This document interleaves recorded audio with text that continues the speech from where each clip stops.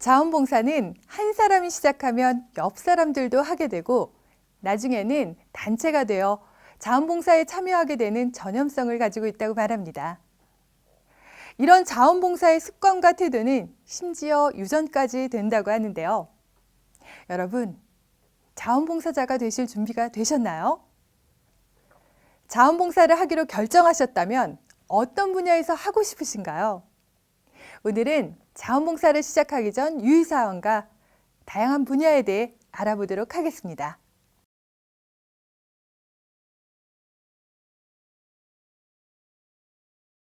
먼저 자원봉사 활동을 하기 전 어떤 주의점이 있을까요?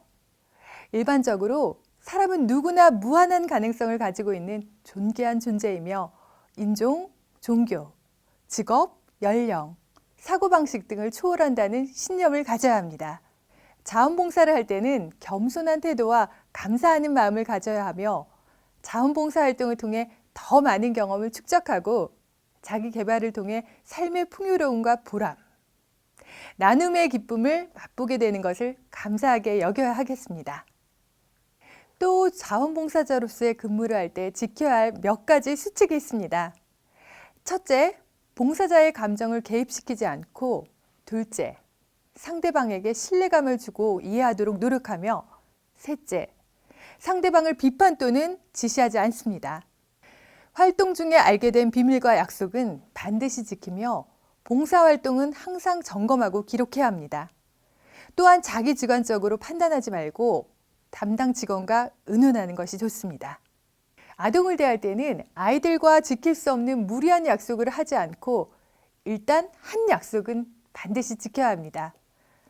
한 아이만 지나치게 잘해주는 것은 안 되며 아이들에게 일시적인 관심이 아닌 지속적인 관심을 가지고 대해야 합니다. 아동의 개인적인 과거를 묻지 않는 것이 좋습니다. 어르신을 대할 때는 어르신과 대화할 때 말을 분명히, 천천히 해야 하며 노인을 통해 알게 된 모든 내용을 비밀을 보장해야 합니다. 푸념이나 요괴는 동조하지 않고 어르신이 주는 물건, 음식은 하찮은 것이라도 감사하게 받습니다.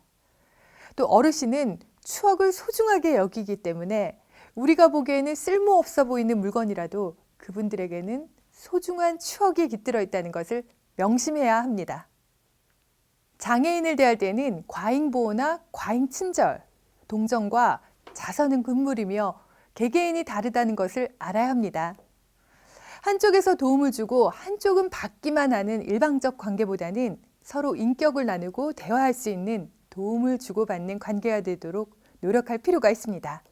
일반적인 동정보다는 충분한 이해와 지속적인 노력이 뒷받침되는 관계가 중요합니다.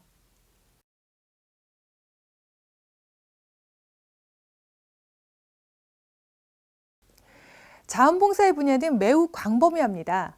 먼저 노력자원봉사는 가장 일반적이고 다수의 자원봉사자들이 활동하고 있는 영역으로 청소, 도배 및 도색, 식사 및 목욕, 급식조리 등 신변 관련 활동과 우편 발송, 사진 정리, 신문 스크랩 등 사무 보조 활동을 말합니다.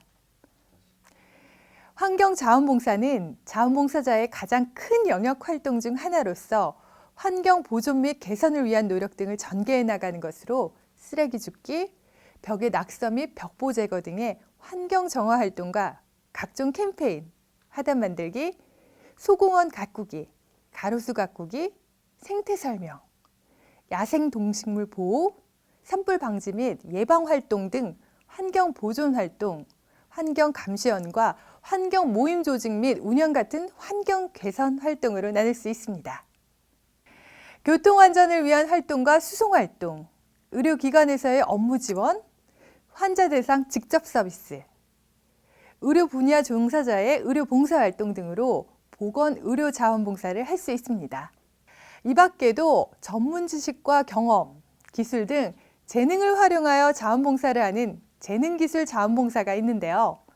임의용, 발 마사지, 풍선 아트, 페이스 페인팅과 통번역 봉사, 레크레이션, 차량 봉사, 동화 구현, 종이 접기 등 직접 서비스 활동과 사진, 비디오 촬영 봉사, 디자인 봉사, 편집 봉사, 전산 봉사와 전기, 도배, 목공, 보일러 수리, 안전설비 등 수선 및 수리 활동이 있습니다.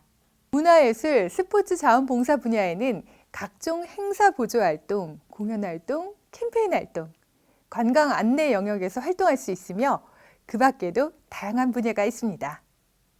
만약 나에게 맞는 자원봉사 활동을 결정하기 어렵다면 평소 관심 있는 영역과 분야를 선택하거나 자신이 평소에 관심 있는 대상을 생각하거나 전문적인 능력을 가지고 있을 경우 능력을 발휘하는 봉사활동을 찾아보는 것이 좋겠습니다. 자원봉사활동은 혼자서도 할 수 있지만 가족, 동료와 함께 할 수 있는 활동이기도 합니다. 자원봉사를 결정할 때는 무리하지 말고 일주일에 몇 시간을 할애할 수 있는지와 집과 가까운 곳에서 봉사하거나 거리가 멀어도 괜찮은지를 판단해야겠습니다. 무리한 욕심보다는 나의 상태를 점검하고 내가 할 수 있는 일의 수준을 아는 것이 중요하다고 할 수 있는데요. 여러분 모두가 이웃을 배려하는 자원봉사자가 되길 기대해 봅니다.